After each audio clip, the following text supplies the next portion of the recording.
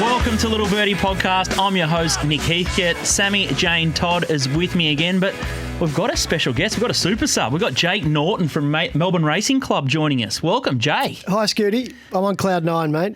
I'm on cloud nine because, and I have been for 24 hours, because around this time yesterday, I opened up Twitter and I had a follow from Sammy, Jane, Todd. Oh, wow. Actually, a follow back, I should say. So I'm pretty excited. Officially in the team. Yeah.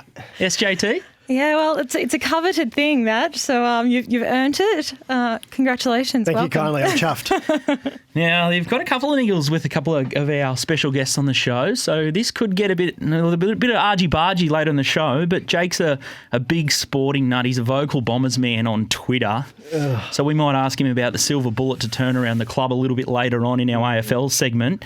But the AFL Grand Final is officially in Brisbane now. We'll get everyone's thoughts around that, but it was amazing, the wave and the drove of the AFL who's who at the airport yesterday. It's amazing. They've all just packed up shop and gone north. And it was announced by your man, Michael Browell. Browley broke the news. Yeah. So the AFL will be happy about that. Sending their spokesman out to release the news, but probably just desserts, I suppose, for the Queensland government and the fine people of Brisbane. They've sort of done all the labouring and the bullocking work, so I think they deserve it. Sammy wanted it in Perth. She loves the stadium. It was always going to go to Brisbane, but and they've done a lot to support AFL during this time as well, so probably deserved. And they get to encroach on rugby league territory, and that could just be a shot across the bow to Peter V'landys as well, subtly. We might send up Cam or Dowson. They're big, keen surfers, so we might get some Little Birdie reporters on the ground up in Queensland. They'll be fighting over the waves at Burleigh and Coolangatta. Isn't the queue in the rack for the Queensland teams in the rugby league, though? Yeah, they're gone. Yeah, so completely gone. AFL marches into town. Takeover. Got the big boy shoes on. Speaking of NRL, will Tedeschi ever change his tune on Penrith? They're absolutely flying. They're Nelly equal favourites with Storm and Roosters. We'll talk about that next. Jake, lockdown, how's it going for you? I know that my sole outing is coming into the studio to record the podcast. You're one of the big wigs at Caulfield Race Club. What's your week look like, and how are you guys coping through COVID? I don't think that's quite an accurate depiction, Scoot, but nevertheless, like you, going to the races has been my weekly outing as well, thank heavens. And look, it's been a really tough time for the club, as it has for many, for obvious reasons. But for the industry, strangely enough, it's thrived. For a period there, it was the only professional sport in operation, and it capitalised on that through some nice media rights arrangements with Channel 7, and thankfully the competition in the wagering market's been really good as well. So the participation from the punting proletariat has been really strong. So hopefully we can sort of continue that engagement through the spring and ongoing, and we've got a larger captive audience for the sport. So wagering figures are up. That's very interesting. And SJT spends a lot of her time at the track on the bag. When's bookies likely to get back on course, and what's your roadmap out of COVID for people? I guess the lifeblood industries. Jackson on course punter, and he's a yard watcher, and then you got the bookies that go to the track to make an earn. When's it going to be some reprieve for those sort of customers to racing? I reckon we'll know more this weekend when the state government comes out with their roadmap, and I imagine SJT will be a focal point of the announcement. Look, I guess from a racing perspective, we're just trying to keep our head below the parapet, just trying to continue to demonstrate to the government that we can continue operating safely. But, certainly we're desperate to get bookies, owners, club members and just punters generally back on course.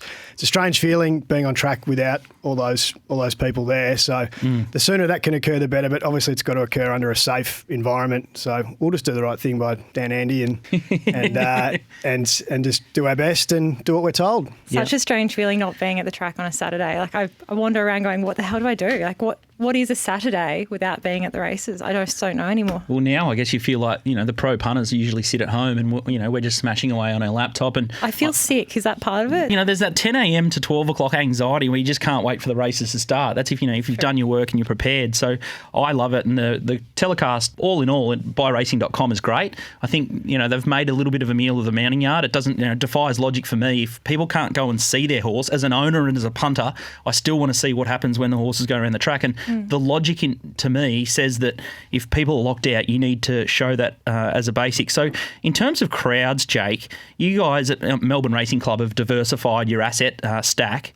How long can you survive with no crowds if we just can't control this COVID at all? Where, you know, is it going to last for 2 years with no crowds? Well, I mean, we're fortunate in some respects because we've got a pretty decent asset base property-wise and through our pub business and things like that. So while it's been, you know, in terms of operation ongoing, it's been, you know, crippling, we do have that basis to fall back on, which is really fortunate. Other clubs aren't quite so fortunate. So, you know, you couldn't put a timeline on it, but, you know, we'll be safe into the long term. There's no issue there. But to your point about the coverage, probably what's not quite broadly understood is the restrictions that have been placed on racing.com as well in terms of having people on course and also what they're allowed to actually display through the broadcast. So they've been a little bit hamstrung through these COVID-related protocols as well.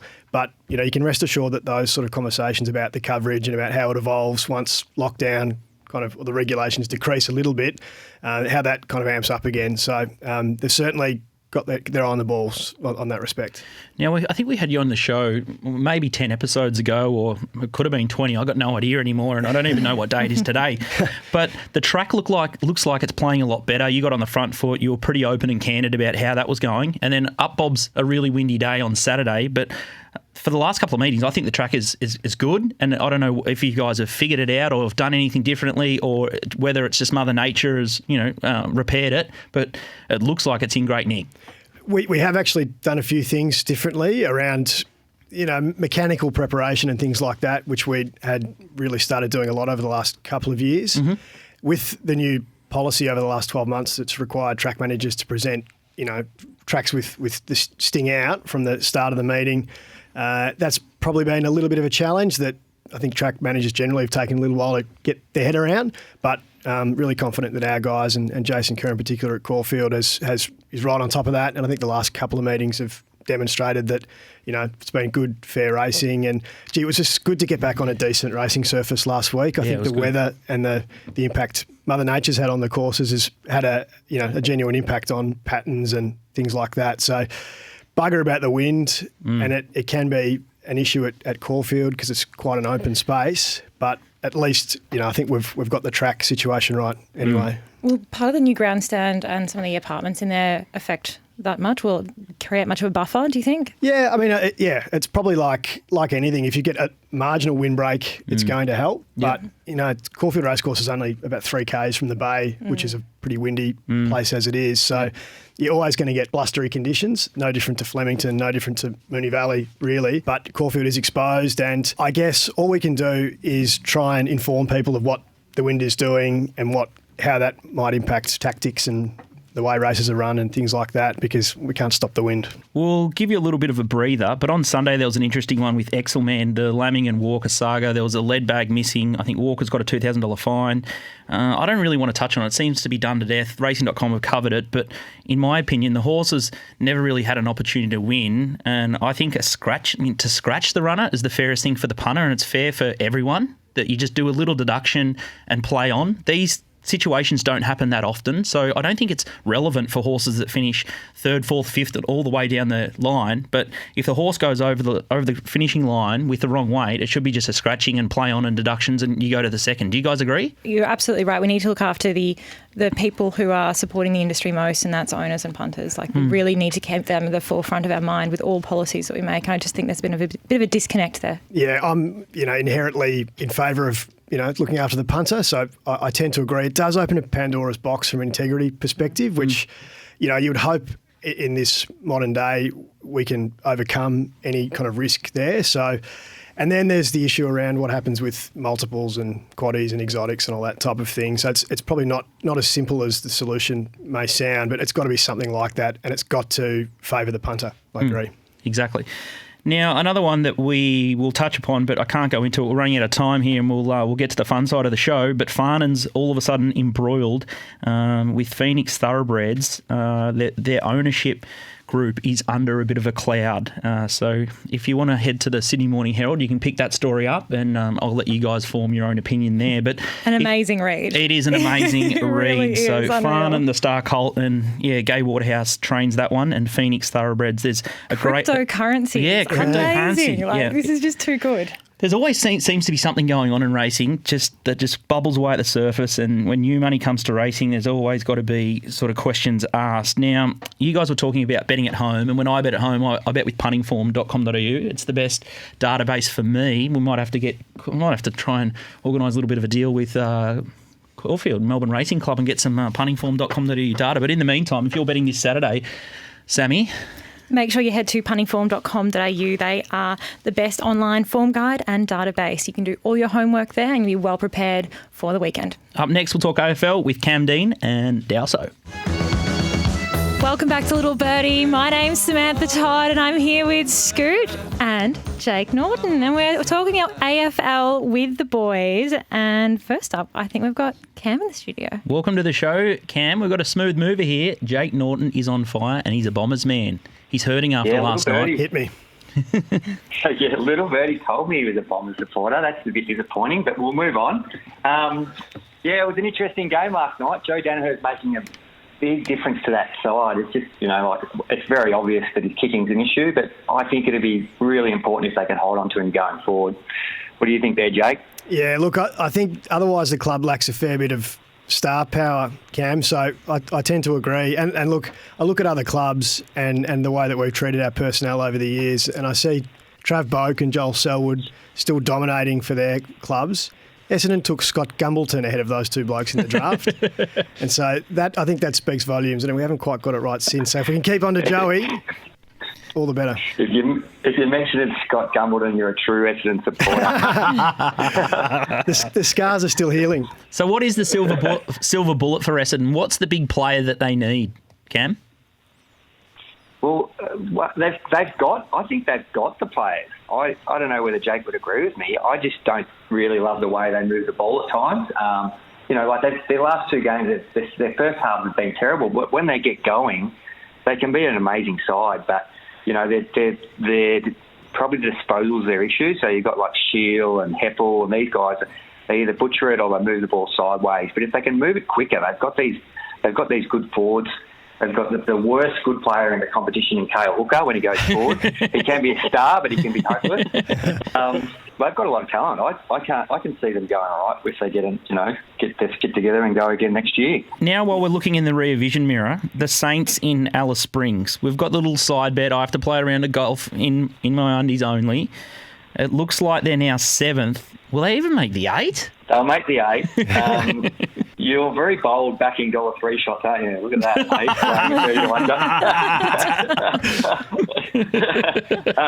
Fair play. They'll make the 8. They are struggling. Yeah, Melbourne was too good for them defensively, and Stephen May, geez, he was amazing down back. But yeah, they're not going too well at the moment. The one thing that the Dogs proved a few years ago, and that I think with the shortened quarters and the way that the games are going to be played around the country, I think a team can still come from outside the top 4, which is that's probably key for someone like Richmond, because if Richmond do lose to Geelong next game, I think, or 2 games ahead, they might not finish top 4, but they'll still be a good chance to win the flag. And someone like St Kilda, they don't look like it at the moment, but if they get the form and the injuries right, they still could be a threat. And that'd probably explain why the Tigers are so short in betting markets. They're still around the sort of $4.55, which, in traditional betting markets, that'd be really poison outside the top 4. Now, Cam, let's talk about more of the pro side of betting. I guess last weekend wasn't a great one for you in a separate chat that we've had online. How do you deal with losing runs? Yeah, it's very, very tricky mentally. And I think a good thing I live by is when you're going badly, you're never as bad as you think you are, and when you're going good, you're never as good as you think you are. It's good in anything in life, I think.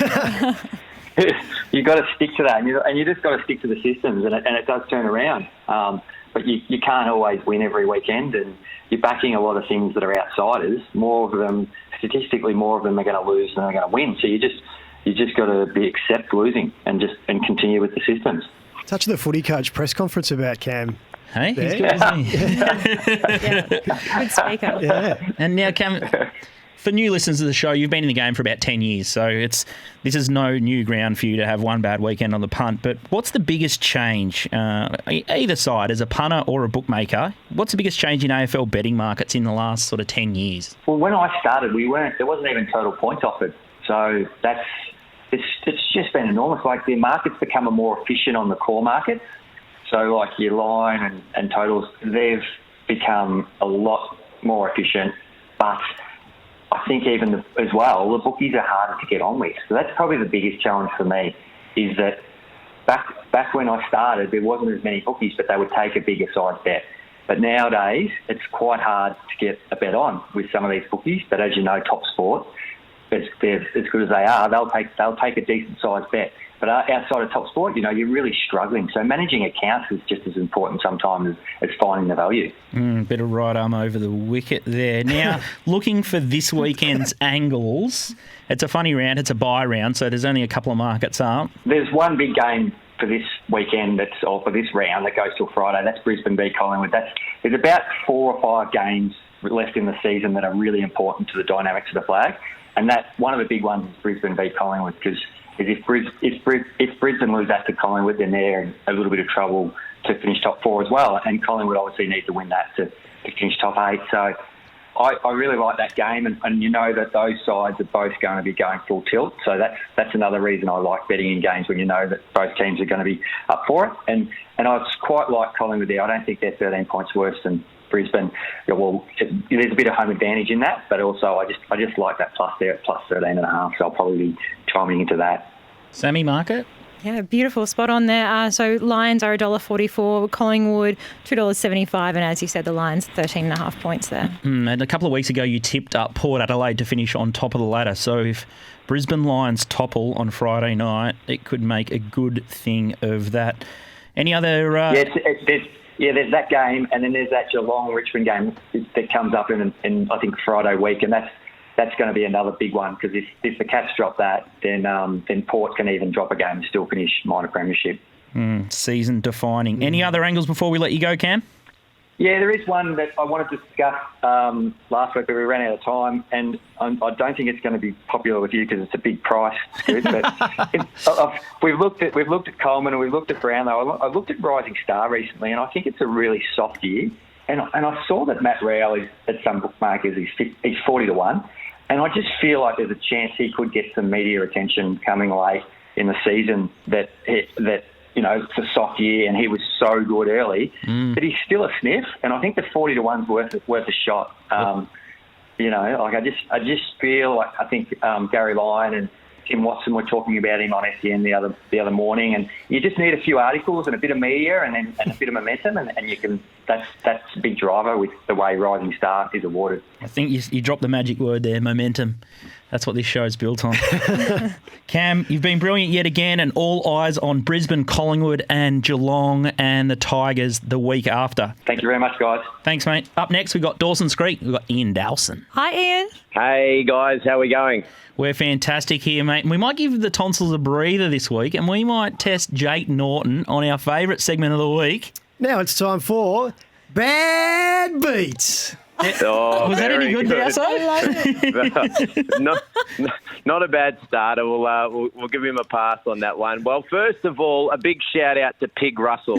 We have a bit of fun with the pig, but I can confirm he landed one the other day, a 7-legger at 21.10. So well done, Pig. Good job. But we all know with bad beats, they stay with you. And this week, Scoot, it seems that we've uncovered some deep-seated pain. Like getting your heart broken for the first time, like finding out Father Christmas isn't real. These are traumatic events that stay with you for some time. Tom Edwards, he's still going crook out on missing 100% of the top 4 in the Melbourne Cup in 2019 due to a protest. He's still reeling, the poor fella. Nick Wallace is still in his bedroom rocking him backwards and forwards over Faulkner missing the 2013 double Melbourne Cup Caulfield at 2,000 to 1. 2,000 to 1 he missed out on that one. So he's not a well man. But That's understood. just to get us back to AFL and get us back on track, there was a sickening beat over the weekend, and it was the Doggies. 36 points up at quarter time. Horror movie from here. The dog supporters know the script. Danger gets going. Gary Rowan puts on a forward pressure masterclass. Vandermeer goes down. Wood goes down. And Gary Rowan fittingly kicks the last goal in the last sort of minute to cover the Dogs, and 11 points. The Dogs bettors would be absolutely fuming at that one. So that was definitely the worst beat of the weekend. It was death by 1,000 cuts watching that Bulldogs-Geelong game. It was an absolute slow-motion car crash. Well, probably a bit like the Essendon Hawthorn game, Scoot. I wasn't going to bring it up out of respect to the host, but... I was waiting to see how long Jake could just rub a bit of salt into the wounds. But let's talk this weekend's games. Brisbane versus Collingwood. Cam's touched upon it. Do you want to take on the Lions' bad kicking? And are you with Cam on the Collingwood plus at 13.5, Dowso?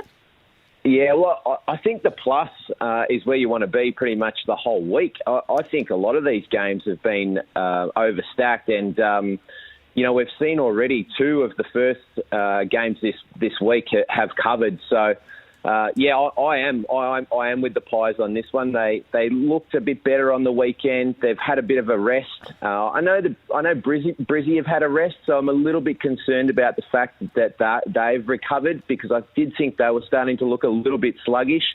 But the Pies at 13, I think that's well worth a go, especially with the Brisbane kicking, as I spoke about a couple of weeks ago. And then Cam's your mentor. You're following him here now, but what's the biggest pearl he's taught you over the journey? He mentioned before that he tries to keep his head, and his best is never that good and his bad's never that bad. What's he taught you?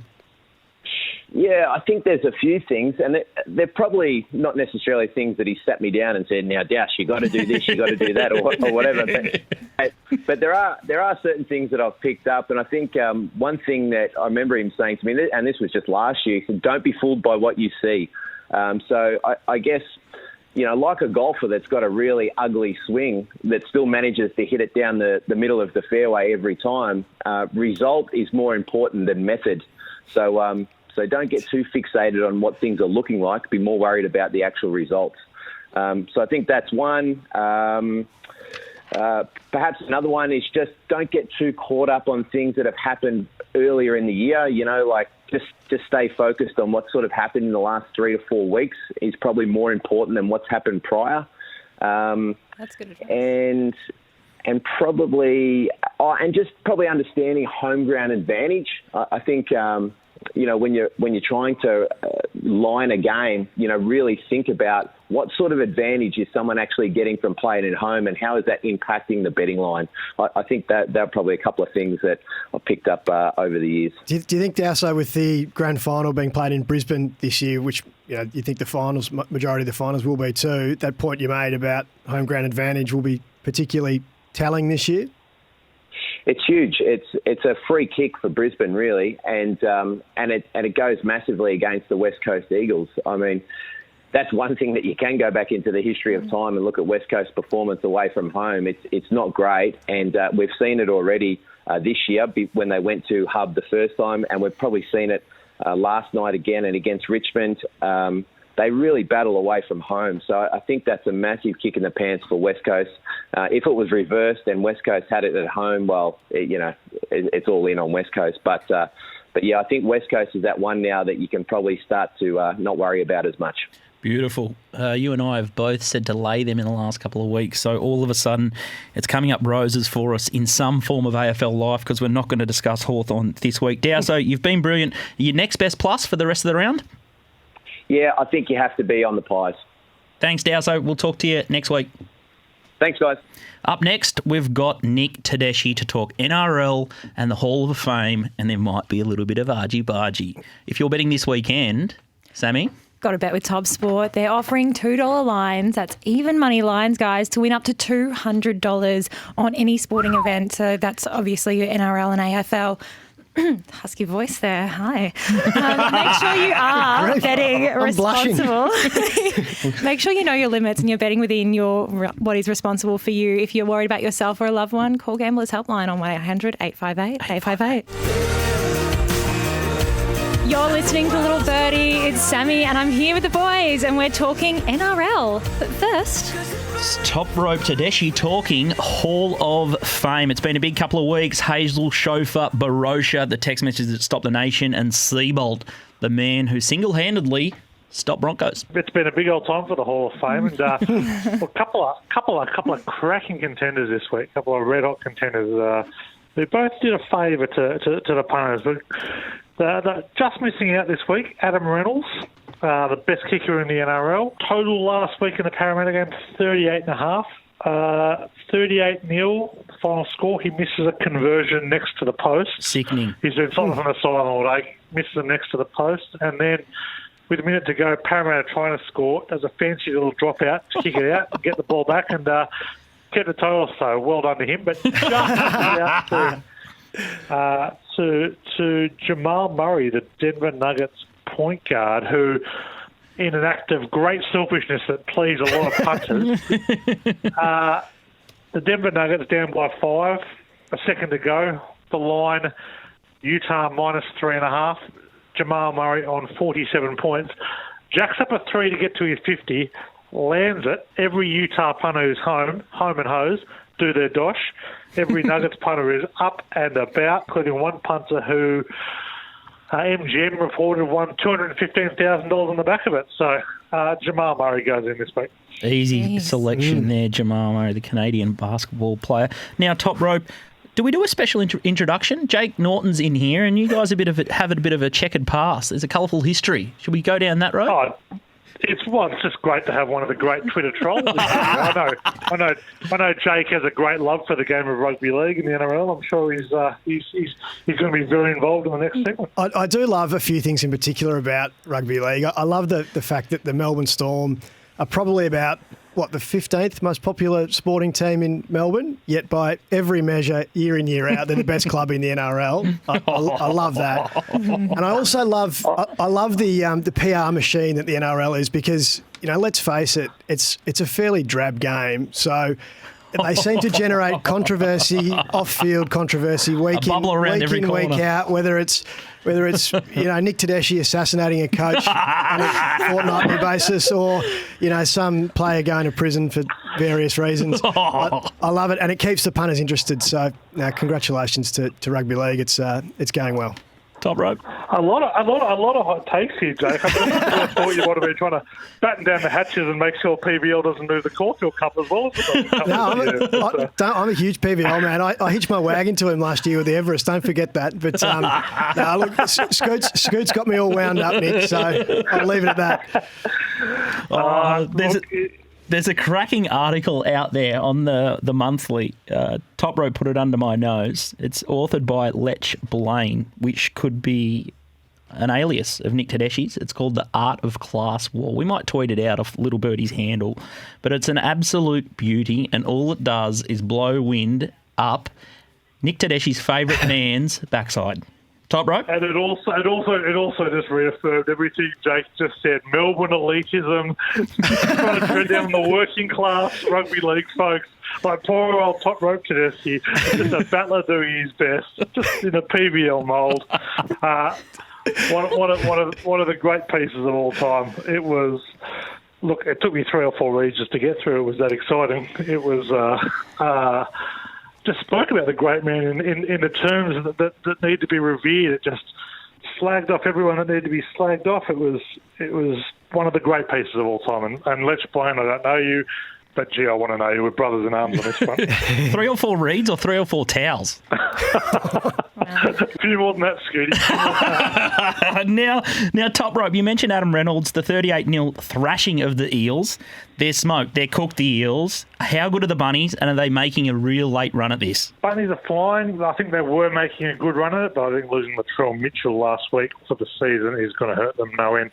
Probably don't quite have the pack to go with the top teams, but they're flying. They've got a coach who knows how to win it. I wouldn't put a line through them, but no, Latrell Mitchell just leaves them a little bit short at the back. I think they'll get pretty soundly beaten on Friday night this week by the Storm, and that could kind of stop that momentum, particularly with 3 weeks to the finals after this one. How far can the Eels slip from third on the ladder? They can drop out of the top 4 for sure. don't think they will. I think they've got a relatively cushy run home, but they're not playing the grand final. They lost their most dynamic half in Dylan Brown. Mitchell Moses is an absolute grade A pretender. So I don't think they'll be going anywhere. They've been held to 8 off Huron, 7 in the last 8. They've been sneaking home against pretty ordinary teams.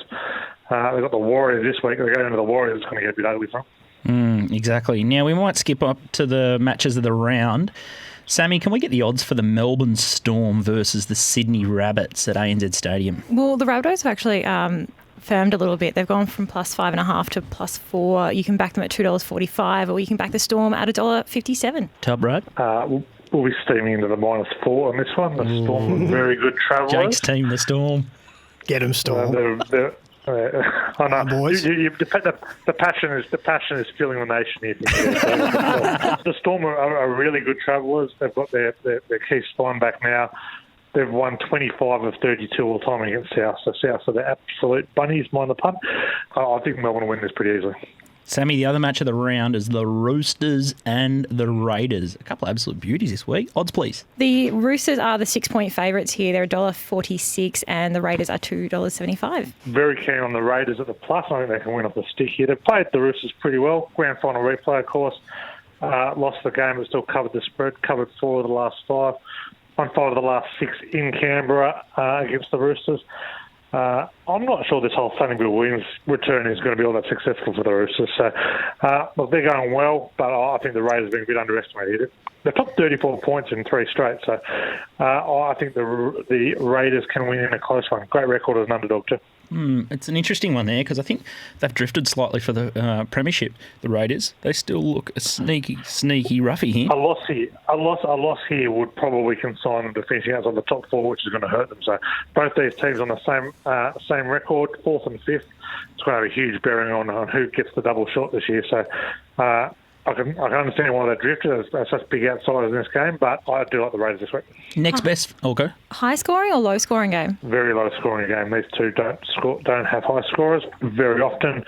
Cold Canberra night, not usually a lot of points. I think this will be a very low scoring game. Maybe the unders then. Did they get the exemption for the extended crowd with the Sonny Bill Williams return? I shouldn't let anyone watch him because he shouldn't be allowed in the game. He betrayed rugby league. He turned his back on Canterbury. It's a disgrace he's allowed to play. The PBL's made one error throughout his long and storied career. This is it. Wow, doesn't mince words. Top rope Tedeschi. Fantastic yet again. We'll talk to you next week. See you guys. See you, Nick. Topsport.com.au is the biggest betting online bookie, taking on everyone, never rejecting a bet and betting the biggest limits. Make sure you know your limit and gamble responsibly. If you're concerned about yourself or a loved one, call 1-800-858-858. Welcome back to Little Birdie Podcast. I'm your host, Nick Heathcote. We've got Sammy Jane Todd and special guest Jake Norton is on fire on debut. We've got a new segment. It's Sammy's Book Club. She's read a book this week. Reads a lot of books. Well read. I've heard a lot of stories about you reading, and you don't mind going out to a cafe to read as well. And This is true. I'll I miss say going out for a cafe. Now, let's look at the book that you've read during the week. It's called Thinking in Bets by Annie Duke. So that tickles my fancy, and probably everyone's on the show. As soon as you hear that, you think, oh, wow, gambling. That's exactly why I picked it up. So Annie Duke was a professional poker player, as was her brother, but this isn't a book about poker. It's a book about honing your decision-making skills so you can think like a professional poker player. It begins by laying out the basics of both understanding probability and how important it is to daily decision-making, and the fallacies that trip up so many of us and how not to be victim to them. And he then builds on this to teach us about, accounting for uncertainty. As punters, we either price in risk well or poorly when we're judging the right price of a horse or sports game. And that's pivotal to either making money or losing money on the punt, as we know. And then wrapping up the book, she then breaks it down into how you can not only apply these principles to life. She sort of goes into how, it's important for daily discussions in terms of vetting news sources, rather topical at the moment, I would have thought. And, through counteracting biases and things that you would otherwise think are unbiased, such as triple blind tested pharmaceuticals or data modelling and things like that. So she really does go into how you can take this approach and make the world a fairer and better place for everyone, and how to win on the punt. I'll fall into those triple tested pharmaceuticals all the time.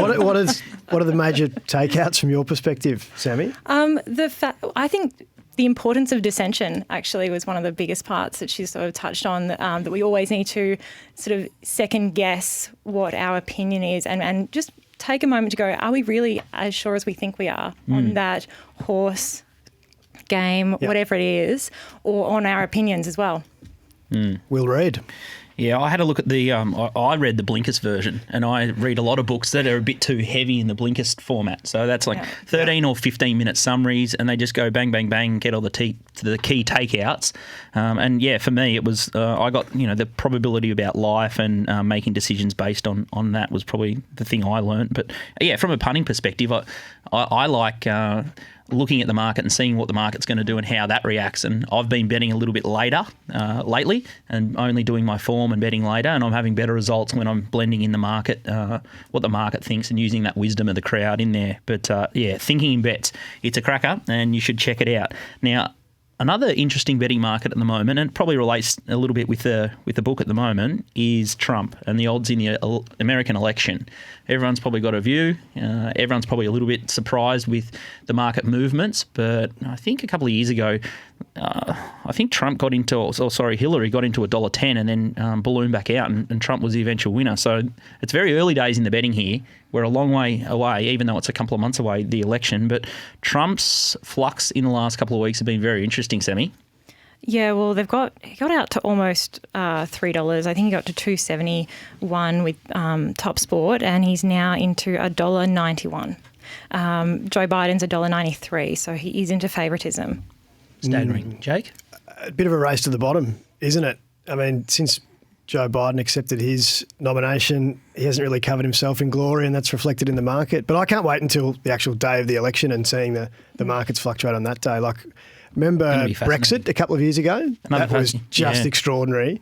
And given the proximity between the two selections in this market, I'll be expecting something similar as we get close to time. Sammy, you were going to back Trump and someone talked you out of it? Yes. Anyone we know? I've heard you're a big Trump girl, Sammy. No, I just think he was underrated by the market. He got out to nearly $3, and I just thought for someone who is so bullish, and we know this because we've seen him for years. I mean, he's been in the media for decades, and we know how bullish he is and how strong he goes after things. There was no way he should have ever been close to $3. He was always an incredible opportunity. A little birdie told me someone with the surname of Waterhouse talked you out of that betting opportunity. But let's keep the American... So? Yeah, amazing, hey? It's a really small industry, the racing game. Now, let's keep it offshore and we'll talk US Open tennis, and we're going to get Stephen Quick, Ace Previews, on the line to talk about the US Open tennis. Welcome, Steve. G'day, how are we going, guys? We're fantastic here. You're a little bit fresh-faced with day one out of the way. Let's talk US Open with no crowds. A little birdie tells me that Serena's a big lay. No crowd to feed off and lacks practice. But the mail is to truckload the Joker. What are your thoughts about that little bit of mail? Ooh, I'm not sold on the Lay Serena bandwagon that's going on at the moment. I've probably been one of the few people that's actually backed her. I think just to start this week, I think, although she doesn't have the crowd, the biggest advantage for her over the next fortnight is probably the fact that she gets a day off between each match. And, her fitness didn't look great in the lead up here, but I think... having that extra day off between matches, and look, she should get a couple of night sessions late too, given there's no crowd and it's all for the TV rating. So I'm not sold on the lay of Serena there, but look, Novak's $1.80 for an outright for a reason. It's very hard to oppose him. But look, he's made a couple of excuses over the last week with, trying to form a player council and looking like he has a bit of a neck injury. So in true Novak fashion, he's given himself a little asterisk there if things don't fall his way. With those $1.80 and the $2 favourites that you see in men's tennis or, back in the Serena days, when's the right time to step in them as a punter? You don't back them now, do you? When does the value fall off the cliff to back them? Yeah, it's a bit of a funny one. I think, for a player like Serena and even for Novak as well, they do build kind of as the tournament progresses, and you might be able to kind of catch a little opportunity with a little lapse if they do have one early or mid week one. Personally, to start a tournament with a favourite like that, it's best to kind of look to the other three quarters and particularly to the other half of the draw to try and find some value and hope, if you are, if you're not involved with those favourites, to be able to try and hope someone can do the business and make everyone else's odds come in dramatically. But yeah, it's a bit of a funny one for Novak. I'm not sure at that $1.80 that there's value there, but it's very hard to oppose him on his draw. And so then from the men's side, who's most suited to the hard courts and no crowds, like looking outside the market, the obvious? Yeah, I mean, early days, it's probably anyone who's facing an American. They've lost that home court advantage. But look, I've kind of gone with Stefanos Tsitsipas. He's sitting in the second quarter of the draw, so he wouldn't face Novak until the semi-final, which is probably a little bit better for him from a nerve standpoint. His draw looks pretty favourable, and he isn't one that necessarily feeds off the crowd. He kind of works himself up. So he's looked pretty good, in the lead up. Looking to the bottom half, maybe Roberto Bautista Agut is probably one that stands out kind of in that $30 to $40 range. But, you can make a case for a number of them down the bottom there. I think Dominic Thiem's maybe a little bit short, but Daniil Medvedev is one to keep an eye on, although it's a little bit up in the air at the moment, as he was a close contact to one of the players that had to pull out with a positive COVID test. So we're not even sure whether he can actually train or practice or do anything besides sit in his hotel between his matches at the moment. Huge. We might get you on the show next week.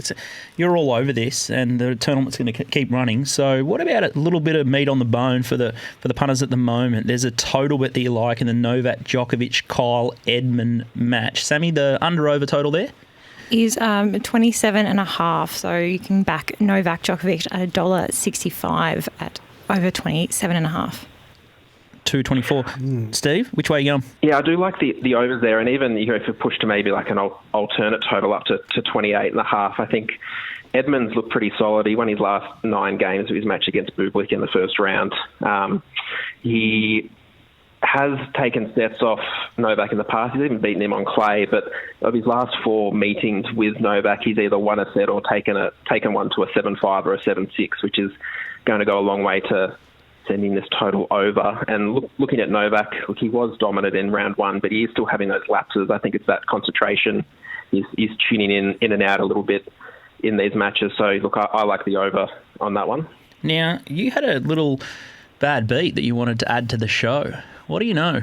Yeah, look, it's a bit of an unfortunate one for the tennis world, but this is something that's kind of been brewing across the year. But from my understanding, it looks like that Tennis Australia doesn't quite have pandemic insurance for 2021. So they actually so they've had it up until this year, but I think they're in the process of renewing it for 2021. So, look, Wimbledon got the chocolates with theirs. Their investment has turned out to a nice tidy payout for 2020, and there's a reason why they're not going ahead this year. But yeah, it's going to be tricky.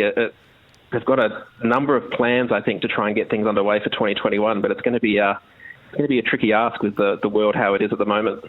Insurance, It's the one thing that's handy until you don't have it and when you need it. Any idea what the value was of the insurance? Rough guess? Tens of millions. It's huge. If you think about how much they would make from running the Australian Open, getting the crowd out here, getting the players out here, and the revenue of it. It keeps things ticking over for the next year.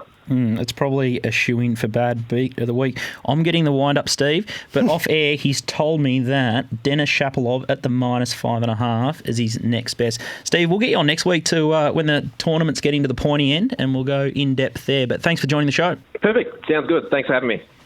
That's all we've got time for on Little Birdie Podcast. Jake Norton on debut. Sammy, Jane Todd, how would you rate his performance? Loved it. Jake, oh, wow. Hey, you got the follow and then you got the loved it. What a 24 hours it's been for me. Especially the NRL digs. I was quite a fan of that. Thank you, Sammy. No, it's been great fun. Love your podcast, and very kind of you to allow me to join this week. It's been a good show, and I think we might try and arrange another little stash. There seems to be a little bit of water left under the bridge between Top Rope Tedeschi and Jake Norton, so we might get him back on the show, or when COVID's over, we might get them both in the studio together, off the top turnbuckle, Macho Man's style. We can oil up and... I'm going to There'll be no oil left. For a market on this one. That's all we've got time for. Subscribe to our YouTube channel, Little Birdie Podcast, or head to our website, littlebirdie.pod.com. Thanks for joining us.